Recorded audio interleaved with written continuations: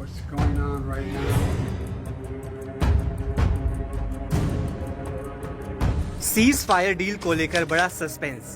להתמיד בזה עד שמשהו יקרה. ראינו כרגע פעולה מדויקת. Netanyahu को इस्तीफे की मिल गई धमकी। אני קורא לחברים, השר בצלאל סמוטריץ' गाजा युद्ध रुका तो इस्तीफा दे दूंगा। बहुत बुरे फंस गए Israeli PM Netanyahu. Israel Hamas के बीच एक सीज फायर डील को लेकर चर्चा जोरों पर है। ऐसी खबर है कि किसी भी वक्त 1.5 सालों से जारी गाजा युद्ध रुक सकता है।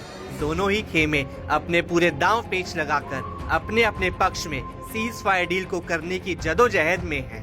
इन सब के बीच जहां अधिकतर इजरायली सीज फायर डील को जल्द से जल्द लागू करने की मांग कर रहे हैं, तो वहीं एक धड़ा इजराइल के सीज फायर डील को नेतन्याहू सरकार की बेबसी और लाचारी के रूप में देख रहा है। गेवुरा फोरम के अध्यक्ष ने इजराइल के रेडियो स्टेशन को बताया कि संभावित गाजा युद्ध विराम समझौता इजराइल के लिए पूरी तरह से विफल है। जो समझौता उभर रहा है वह पूरी तरह से जीत नहीं बल्कि पूरी तरह से विफल होगा।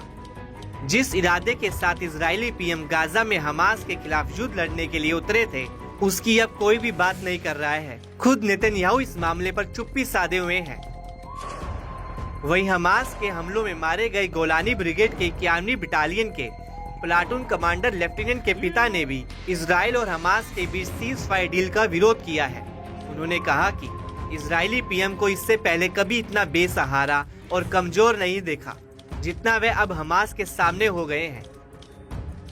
माना जा रहा है कि नेतन्याहू अब अमेरिका के नवनिर्वाचित राष्ट्रपति डोनाल्ड ट्रंप का सामना नहीं कर सकते हैं। नेतन्याहू शायद ट्रंप के दबाव में झुक गए हैं। उन्होंने इजराइल के सीज फायर डील के खिलाफ ये भी कहा कि अब गाजा में इजरायली बलों का सैन्य दबाव खास तौर से हाल के महीनों में कम हो रहा है। जिस तरह से गाजा में अभियान चलाया जा रहा है, उससे इजराइल अपने सैनिकों को लगातार खोता जा रहा है। हमास लड़ाकों ने अपने हमलों को ऐसी धार दी है कि इजरायली सैनिक उसका तोड़ नहीं निकाल पा रहे हैं।